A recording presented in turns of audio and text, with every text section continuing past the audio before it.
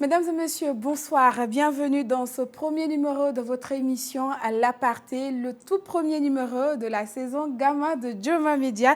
Alors ce soir, j'ai sur mon plateau une femme entrepreneuse. Elle est mécène, elle est formatrice, elle est écrivainte, elle est coach, elle est amoureuse de la vie. En fait, elle est plusieurs dans sa tête parce qu'elle aime se challenger, elle aime surmonter ses peurs et se surpasser. Et vous le savez, à plus de 40 ans, elle conserve encore son âme d'enfant. Elle balaie les contraintes qui lui sont souvent imposées et qui l'empêchent de rester une grande enfant. Il s'agit bien de Aïssatou Diallo, qui est notre invitée ce soir. Alors, qui est Aïssatou Diallo, que vous connaissez avec ce petit nom Tissou? Découvrez notre invitée dans cette biographie de Marie-Joséphine Guilavogui. Aïssatou Diallo, dite Tissou Touré, est née au Libéria, a grandi en France et au Sénégal et est installée en Guinée depuis 2004. Touche à tout, Tissou, point trop non faux, a évolué dans divers secteurs d'activité, ce qui lui a permis d'acquérir de l'expérience, des compétences en management et leadership, relations clients, vente communication, ressources humaines. Sa passion pour l'humain l'a guidée vers la formation, le coaching, le team building, la facilitation de l'intelligence collective, l'organisation d'événements. Elle est aujourd'hui formatrice et certifiée coach et en intelligence émotionnelle. Ayant toujours voulu contribuer à faire bouger les choses dans son pays, Tissou est à l'origine du mouvement Je veux agir. Passionnée par l'écriture, son premier livre, Tous les secrets de nos cœurs, au-delà des apparences, a été publié en mai 2019. Bonsoir Tissou, bienvenue dans l'Aparté. Bonsoir Fatmata, merci de m'avoir invitée. Je t'en prie. Alors Tissou, bon, comme déjà on se connaît dans la vie courante, tu préfères quand on vous voit, quand on te tutoie? À ton avis? Je sais, tu préfères quand tu tutoies. Alors Tissou, tu es né au Libéria et tu as grandi en France, au Sénégal où tu t'es installé et puis tu t'es installé en Guinée. Parle-nous un peu de ton enfance que tu as partagée, surtout entre plusieurs pays. Qu'est-ce que je pourrais dire sur mon enfance? Ayant vécu dans différents pays, bon, le Libéria, j'ai quelques souvenirs parce que j'étais toute petite. Après la France, je dirais que j'ai eu une enfance heureuse entourée de mes frères, enfin, et de mes sœurs surtout. Je ne sais pas quoi dire, enfin, une enfance normale où j'allais à l'école. Mais est-ce que tu avais réussi à t'adapter à ces cultures? Parce que c'est quand même plusieurs pays avec ces cultures. En France, oui, puisque je suis arrivée très petite, donc je me suis adaptée assez rapidement. Après la France, je suis arrivée au Sénégal. Donc là, ça a été un peu plus difficile. Donc j'en parle d'ailleurs, je le raconte un peu dans mon livre, parce que j'ai quitté un pays où je m'étais fait des amis, où j'avais eu mes repères. Et j'arrive dans un pays que je ne connais pas. Donc, ça a été un peu difficile, l'adaptation. Mais après, ça s'est fait très rapidement et je me suis adaptée au Sénégal. Et pourquoi tu avais quitté la France pour venir au Sénégal? Il faut demander à mon papa. J'étais petite, donc je ne sais pas trop. Donc, il nous a... Je pense qu'on commençait trop, entre guillemets, à peut-être oublier notre culture africaine. Et voilà comment on s'est retrouvés au Sénégal. D'accord. Voilà. Et entre les pays où tu as vécu, bon, le Libéria, c'est vrai que tu étais petite, la France, le Sénégal, la Guinée. Alors, quel est le pays qui t'a le plus marqué et pourquoi? Le pays qui m'a le plus marqué, bon, est-ce que je peux en dire deux? Bon, le premier pays qui m'a marqué forcément, c'est la France, parce que j'ai quand même commencé ma vie en France. J'ai de très, très beaux souvenirs. Mais aujourd'hui, je dirais que je suis sénégalaise, sénégalaise d'adoption.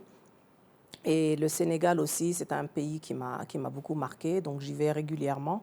Donc ça va être les deux pays, le Sénégal et la France. Mais je suis plus attachée aujourd'hui au Sénégal qu'à la France. Et tu as passé combien d'années au Sénégal? 11 ans. J'ai fait 11 ans au Sénégal et 11 ans en France. C'est équitable. Voilà, au Sénégal, c'était les 11 ans d'affilée, alors qu'en France, c'était donc une première fois 4 ans et ensuite 7 ans. 7 ans, voilà. D'accord. Alors Tissou, dès le début de l'émission, tu as directement prononcé le nom de ton père parce qu'on sait que tu es très attaché à ton papa avant que certains incidents n'arrivent qui ont failli vous séparer. Alors, quelles sont les valeurs que ton père t'a inculquées? Ouf! Il m'a inculqué énormément de valeurs. Mon père, c'est un modèle pour moi. Déjà, le travail, c'est quelqu'un qui travaille énormément. Jusqu'à aujourd'hui, il travaille. Et pourtant, il est de 1944, donc comptez un peu son âge. Donc, le respect de l'autre, qu'est-ce que je peux vous dire? La tolérance, la patience. Voilà, il y a énormément de valeurs que ce monsieur m'a transmises. Et pour ça, je ne le remercierai jamais assez. Alors, Tissou, en 2019, tu as publié Tous les secrets de nos cœurs, ce livre déjà que je tiens ici, de passage que je vais vous présenter. Tous les secrets de nos cœurs, un livre pour moi qui est comme mon journal intime parce que tu as voulu partager avec tes lecteurs, nous, tes lecteurs, nous parler de tes peurs, de tes échecs, de tes joies. Bref, c'était Tissou tout craché qui est dans ce livre. Alors, qu'est-ce qui t'a poussé à écrire ce livre et surtout à publier ce livre? Ce qui m'a poussée, c'est qu'il y a eu une période de ma vie où justement j'ai eu des problèmes avec mon papa. Et donc ça m'a, comme vous l'avez dit, enfin comme tu l'as dit tout à l'heure, j'étais très proche de lui, énormément proche de lui. Il m'a inculqué beaucoup de choses et il y a eu une brisure. Et donc ça m'a vraiment plongée dans un état un peu catastrophique, je dirais. Ouais. Et donc j'avais besoin de guérir. Donc ce livre, il a fallu que je le fasse pour guérir. Donc c'est comme une thérapie, mais il a été très difficile pour moi de l'écrire et de le publier surtout parce qu'on est dans des cultures où il ne faut pas tout dire. Donc il fallait que je trouve une formule où j'allais sortir un peu tout ce que je cachais en moi sans toucher à certaines valeurs, sans choquer, sans blesser aussi. Et donc je pense que j'ai réussi à le faire, bien que certaines personnes n'avaient pas trop compris le message, mais maintenant, je pense qu'elles ont compris le message que j'ai voulu véhiculer. Alors, pourquoi choisir le livre? Pourquoi ne pas aller directement, par exemple, en face de votre papa, vous asseoir et puis l'expliquer? Vous avez voulu partager ce dont vous avez vécu avec tout le monde? Oui, en fait, j'ai parlé avec lui, mais je me suis dit, on est dans des cultures assez spéciales. Et si moi, je vis ça, peut-être que d'autres personnes le vivent. Donc, il fallait vraiment que déjà je le sorte. Parce qu'aller devant lui en parler, peut-être que, bon, je ne rentrerai pas dans les détails, peut-être que ça n'avait pas suffi. Là, il fallait que je sorte. Je suis quelqu'un, pour les gens qui me connaissent, j'exprime tout à l'écrit.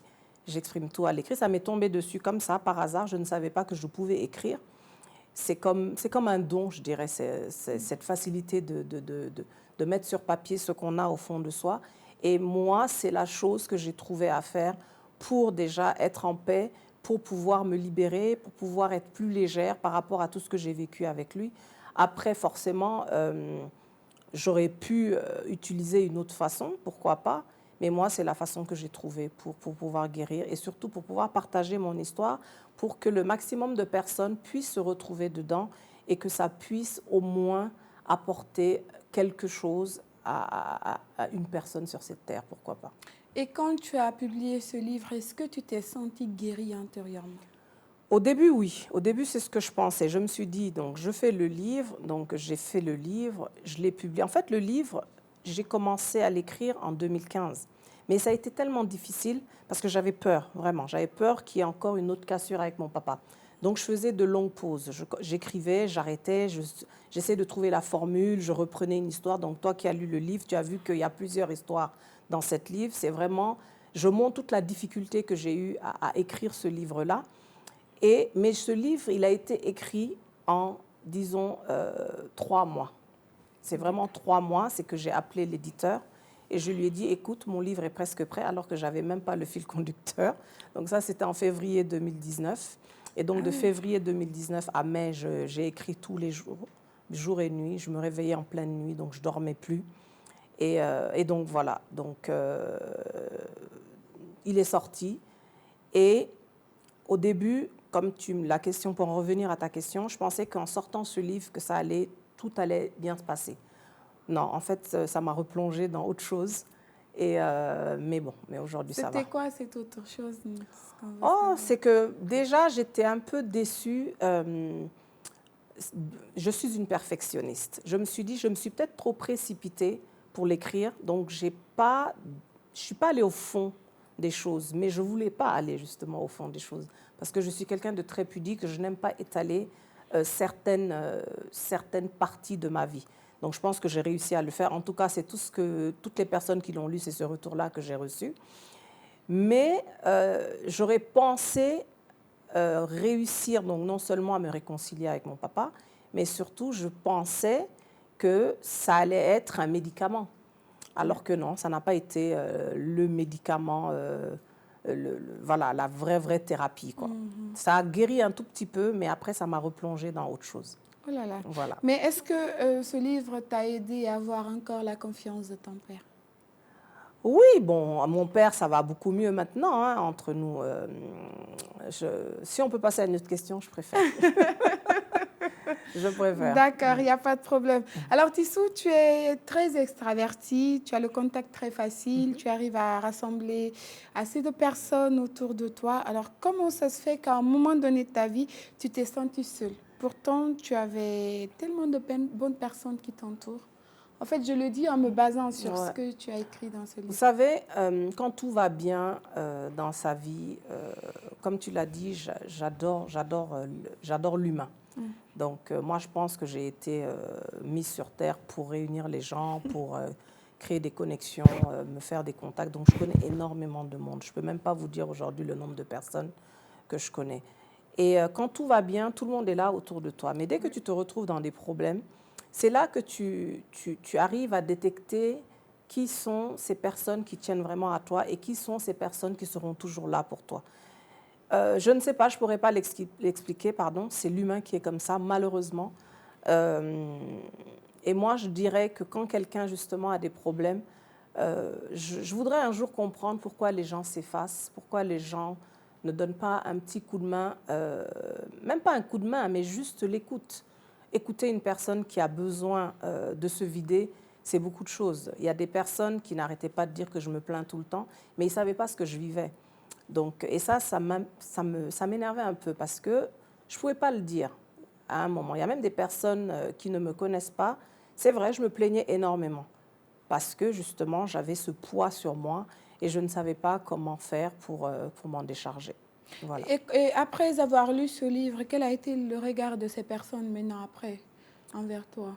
Je ne sais pas. Je ne sais pas. En fait, je ne sais pas du tout. Je n'ai pas fait ce livre pour qu'on me félicite ou qu'on me lance des fleurs, non. Moi, j'ai écrit ce livre d'abord pour moi, parce que j'avais besoin de le faire, mais surtout pour les personnes qui se reconnaîtraient dans mon histoire. Et je pense que ce pari-là, j'ai réussi à le faire parce que j'ai reçu énormément de retours, même des retours de sociétés qui ne sont pas africaines, des personnes de France qui m'ont contacté. Donc voilà quoi. Donc les personnes qui auront l'opportunité de le lire, on ne va pas le dévoiler l'histoire. Maintenant, ces personnes-là, je ne sais pas, je ne suis pas allée vers elles. En tout cas, les personnes avec qui j'ai eu des problèmes. Donc j'espère que ça les a interpellées et surtout que je n'ai pas choqué parce que je ne cite personne dans mon livre. Moi, je ne suis pas là pour pointer du doigt qui que ce soit, mais c'est juste pour dire faites attention aux gens qui vous entourent parce que tout le monde peut traverser des problèmes. Alors, ce que moi, je voudrais savoir aussi, parmi tout ce beau monde que tu connais, quand tu étais dans les moments durs, est-ce que tu as eu plus d'amis ou est-ce que tu en as perdu plus? Comment je peux répondre à cette question? Non, en fait, quand j'ai eu mes problèmes, je me suis tellement mise dans ma bulle, je le dis, hein, je n'ai pas changé ma façon d'être avec les gens. C'est que les gens ne savaient pas. En tout cas, ceux qui étaient, le plus grand nombre ne savaient pas ce que je traversais. Maintenant, les personnes proches le savaient, mais elles ont été là. Elles ont été toujours proches de moi. Donc, non, j'ai les mêmes... Il y a des personnes, je le dirais, je n'ai pas honte de le dire, il y a des personnes qui m'ont déçue. Énormément de personnes qui m'ont déçue parce qu'elles ont eu des comportements, je ne pensais pas qu'elles auraient pu avoir ce comportement vis-à-vis de moi, mais après, chacun est comme il est et on est tous différents. Donc aujourd'hui, moi, je ne leur en veux plus. J'ai pris du recul, j'ai essayé de comprendre aussi pourquoi ils ont agi de la sorte. Bon, je n'ai pas les réponses, hein, mais je me dis, c'est leur nature, c'est comme ça qu'elles sont. Donc je respecte aussi la façon d'aider, donc j'essaie d'être tolérante et ne pas me recentrer que sur moi. J'ai eu mes problèmes, certes, mais ça ne veut pas dire parce que j'ai eu mes problèmes que c'était obligatoire de m'aider. Non, les gens vraiment avec qui j'ai eu des liens très forts ont été là pour moi. Quand je dis aider, ce n'est pas financièrement seulement. Il y a de l'aide, on peut aider quelqu'un de différentes manières. Rien qu'être proche de cette personne-là et l'écouter, l'appeler de temps en temps, prendre de ses nouvelles, passer voir la personne. Moi, c'est ça que j'appelle aider. Ce n'est pas, oui, faire un chèque à la personne et lui dire tiens, ou dépanner. Oui, il y en a qui l'ont fait pour m'aider, donc sans rentrer trop dans les détails. Mais moi, quand quelqu'un se retrouve dans des problèmes, moi, aujourd'hui, je suis très active sur les réseaux sociaux, comme tu le sais, et j'ai énormément de personnes qui me contactent parce que, et même des hommes, des femmes comme des hommes, qui vivent des moments compliqués et ces personnes-là se confient à moi. Donc, c'est juste pour dire, faisons attention aux personnes qui sont proches de nous et même des fois pas proches de nous, parce qu'on peut être dans une société, par exemple, travailler pour une société, avoir des collègues. Et moi, j'ai ce don-là, j'arrive à détecter maintenant une personne qui va bien et une personne qui se sent moins bien. Voilà. Super.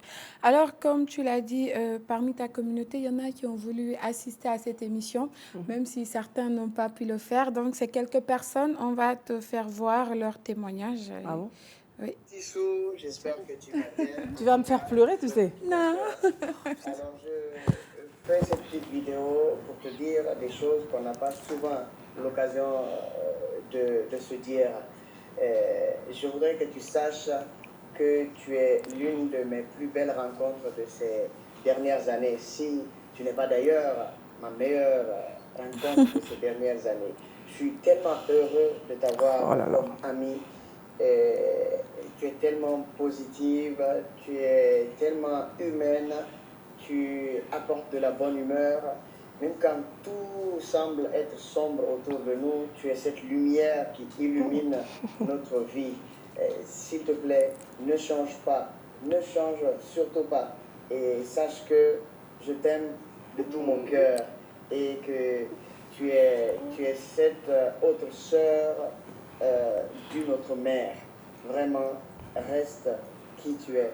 Je te fais de gros bisous et te souhaite plein de bonnes choses pour les prochaines années de ta vie et que ta maison soit remplie de bonheur. Alors, qu'est-ce que je peux dire sur ma sœur Tissou? Tout d'abord, je pense que la première chose qui me vient à l'esprit, je suis sûr, c'est que c'est la personne la plus humaine que j'ai jamais rencontrée.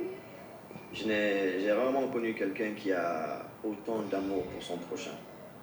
Ouais, et franchement, toujours là, positivé, toujours là avec un mot de gentillesse, un mot d'espoir. Et c'est une bonne vivante, comme j'aime dire. Elle mord la vie à pleines dents, elle profite. Elle a juste une aura, qui nous contamine, une aura de gentillesse, une aura de bien-être qui nous contamine chaque fois qu'on a à côté d'elle. Alors, Tissou, ma sister, je t'adore et je te fais des gros bisous et que Dieu te protège dans tout ce que tu vas entreprendre dans ta vie. Wow. Bisous.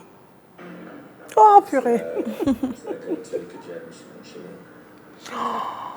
C'est la personne la plus exceptionnelle, la plus gentille, la plus adorable, la plus aimable que j'ai rencontrée sur Terre. Au-delà de tout, Tissou, c'est surtout quelqu'un qui m'a donné une seconde chance pendant que j'en avais besoin. Et pour ça, moi, c'est pas bien ce que tu fais. La remercier autant. Mais Dieu, dans sa bonté divine, la récompensera. Ici, sur terre ou dans l'au-delà. Inch'Allah. Les enfants de Tissou ne vont jamais souffrir dans la vie parce que Tissou est pur, elle est gentille, elle pense à autrui, elle pense aux enfants de moi. Tissou m'a tendu la main à un moment de ma vie où j'en avais vraiment besoin. Et comme ça, parce qu'elle a eu à me remarquer, on n'était pas si proches. Je ne dirais pas que je suis la personne la plus proche de Tissou. Mais en tout cas, je ne suis pas loin. parce qu'elle est pure. Et je prie Dieu que chacun ait un tissu dans sa vie. C'est très important. Oh, purée. C'est ces personnes qu'on a pu rencontrer et qui ont pu faire des témoignages pour Tissou. Alors, ayez une Tissou dans vos vies, comme il l'a si bien dit. Et nous, à présent, nous allons ouvrir la rubrique J'avoue tout de cette émission. Alors, vous êtes dans votre émission à l'aparté, cette émission pleine d'émotions, cette émission qui met les invités dans toutes les émotions. À présent, Tissou, vous allez rapprocher cette petite boîte. Vous vois maintenant? Pardon, j'oublie. Tissou, tu vas rapprocher cette petite boîte, tu vas piocher 5 questions. Je dois l'ouvrir? Oui, l'ouvrir, piocher 5 questions 5 au choix. Mais je prends les 5 tout de suite ou... C'est comme tu veux, tu es libre. Tu peux déjà piocher, refermer et puis les répondre. 4 et 5. 5, oui, Ça bien. fait 5. Ok. Donc, j'espère que je pourrai y répondre. Hein. Bon, j'ai perdu mon... C'est bon, ok. Hop là. Donc, la première. Oh! C'est quoi votre plus grand rêve? Mon plus grand rêve, ce serait que tous les humains se tiennent par la main. Et qu'enfin, cette association que j'avais créée, la grande chaîne humaine, puisse vraiment se concrétiser. Voilà mon plus grand rêve. On espère que les humains vont entendre. Je lance un appel, les humains. La deuxième question. La deuxième question. Comment pouvez-vous vous décrire en 3 mots? En 3 mots, je suis très, très sensible. Je suis très humaine et je suis très... je peux être très, excusez-moi du terme, très chiante. Pour ceux qui me connaissent. Troisième question. Troisième question. Le meilleur moment de ma journée. Moi, c'est toute la journée, c'est mon meilleur moment. Ça ne m'étonne pas. C'est ce que je dis. Donc, on a la chance d'être sur Terre. Donc, il faut croquer toute la journée à pleines dents. Quoi. Donc, c'est toute la journée.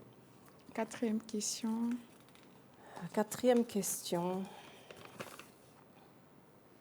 Quelle serait votre destination de rêve? Ah, je l'ai dit il n'y a pas longtemps, j'ai envie de découvrir la Tanzanie. D'accord. Donc, j'ai découvert la musique tanzanienne il n'y a pas longtemps. J'ai inondé les réseaux sociaux de musique tanzanienne et j'ai envie d'aller à Zanzibar et à Dar es Salaam. Alors, l'appel est lancé. L'appel est lancé. Mon prochain anniversaire, j'ai envie d'aller là-bas.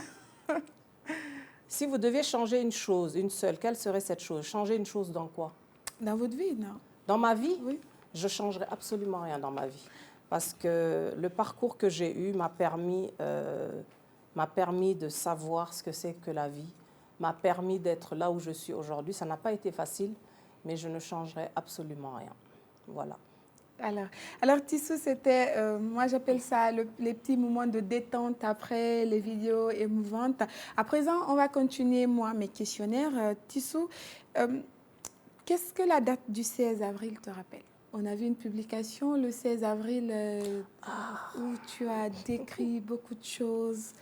Le 16 avril? Comme on le dit, tu n'es pas allé en profondeur. Donc cette date pour moi est une date 16 avril. Je ne me rappelle plus. Mais si, le 16 avril où tu as expliqué sur ton compte Facebook que tu étais tombée malade. Quand je suis partie. Ah oui. Ouais. C'est en avril, ça? Je ne me rappelle même plus tellement. Je suis guérie maintenant. Non, en fait, non, c'est plutôt... oui, j'ai eu des problèmes de santé l'année dernière. Et donc, j'ai eu ma tension qui est montée à 22. Et je pensais que je faisais un AVC. Était tout simplement le stress que j'ai accumulé toutes ces dernières années. Et ça réagissait comme ça sur mon corps. Donc, le 16 avril, je suis tombée dans une grosse dépression. Et il fallait que je me soigne. Donc voilà. Tu t'es soignée. Je me suis soignée. Et en fait, il faut accepter les choses. Et c'est ce que j'ai fait. J'ai accepté que j'étais malade. J'ai accepté qu'il fallait que je lâche prise, qu'il fallait que je me recentre un peu sur moi pour pouvoir maintenant m'occuper des autres. Oui. Voilà. C'est ce qui est essentiel. Alors, Tissou, dans ta biographie, tu nous parles de la cause humaine qui te tient énormément à cœur. où tu définis même ta vie à accompagner les autres, à se retrouver humainement et professionnellement. C'est ainsi même que tu as créé ton association, la Grande Chaîne Humaine, que tu viens de nous dire tout à l'heure. Alors, quelle est la mission de ce mouvement concrètement? En fait, c'est une association que j'avais créée, bon, qui est un peu endormie là. C'est vraiment venir en aide à toutes les autres associations qui pourraient exister en Guinée déjà, dans la sous-région et pourquoi pas un jour dans le monde. Mais malheureusement, ces dernières années, avec tout ce qui s'est passé, donc elle est un peu mise entre parenthèses. J'espère pouvoir relancer les activités de la Grande Chaîne Humaine. Donc on vient en aide vraiment à toutes les causes humaines. On est venu en aide à des orphelins, on est venu en aide aux femmes atteintes d'endométriose, on a aidé des personnes atteintes de drépanocytose, de malvoyants, etc., etc., etc. Donc, mais pour en revenir un peu à ce que tu as dit, ma mission de vie aujourd'hui, c'est vraiment d'aider les autres à se retrouver humainement et professionnellement, raison pour laquelle je suis devenue coach. Je suis coach certifiée, c'est quelque chose qui me tenait à cœur. Et donc, j'essaie vraiment d'aider les personnes. Et aujourd'hui, tu arrives à aider des personnes? J'arrive à aider énormément de personnes et je suis très contente parce que c'est des personnes qui sont complètement à terre et le coaching, ça aide les gens à trouver leurs propres réponses. Je ne suis pas là à leur donner la main, à leur dire voici ce que vous devez faire. Non, ce sont ces personnes qui trouvent leurs propres solutions. Et moi, dans mon introduction, j'ai dit aux téléspectateurs que tu es entrepreneuse, tu es mécène, tu es formatrice, tu es écrivaine. Comment tu arrives à gérer tout ceci? Je ne sais pas, je suis comme ça, j'ai besoin d'être occupée, j'ai besoin de faire des choses. Même des fois, moi, je me surprends. Mais maintenant, j'arrive à lever le pied parce que justement, moi, je suis hyperactive, je suis vraiment très hyperactive. Mais il faut savoir faire des stops. Donc, je m'organise, je fais ce que j'aime faire. Je travaille dans une multinationale, j'ai créé ma structure, j'écris, je passe du temps avec les autres, je suis coach, etc., etc.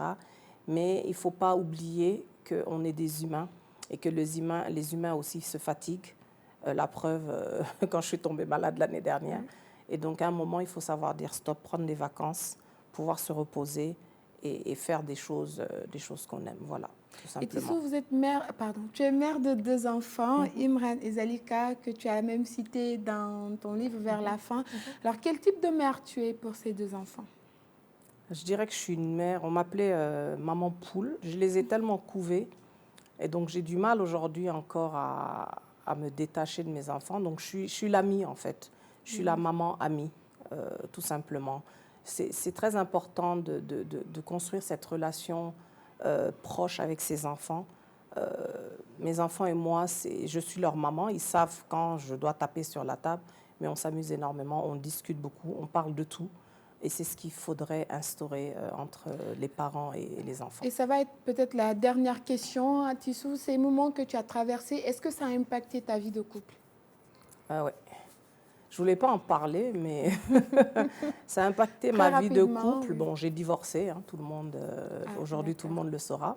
Mais ce que je suis fière aujourd'hui, c'est que c'est l'homme de ma vie, parce que c'est lui que j'ai choisi. On a fait 17 ans de mariage, 19 ans ensemble.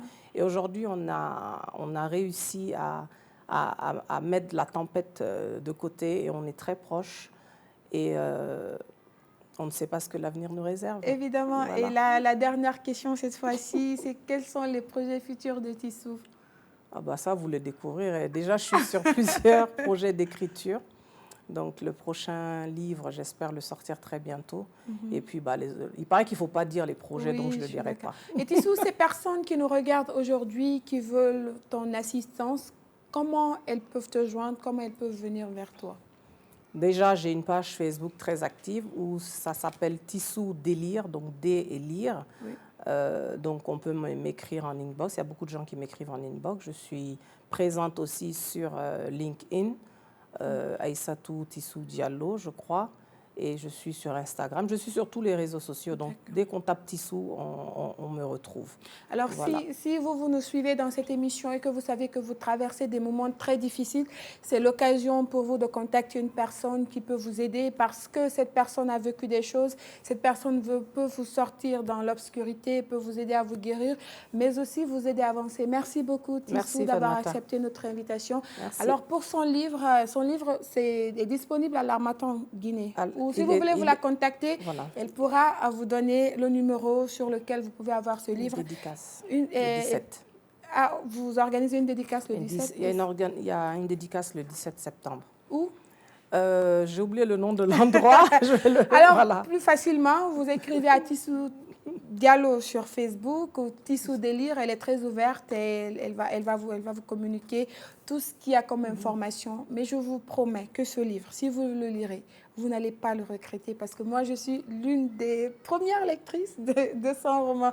Tissou, merci encore. Merci. Toute l'équipe de l'Aparté te remercie d'être venue sur notre plateau. Merci, Fatmata. On espère te retrouver très bientôt avec de très bons projets et découvrir de très belles choses avec toi, Tissou. Merci à toi. Merci à vous, téléspectateurs, de nous avoir suivis depuis le tout premier numéro de cette émission et on vous réserve plein de surprises dans cette nouvelle saison Gamma.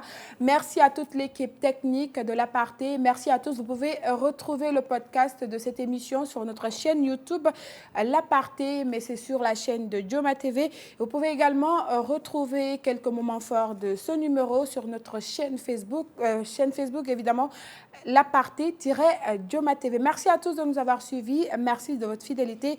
On se retrouve très bientôt avec un nouvel invité. Au revoir.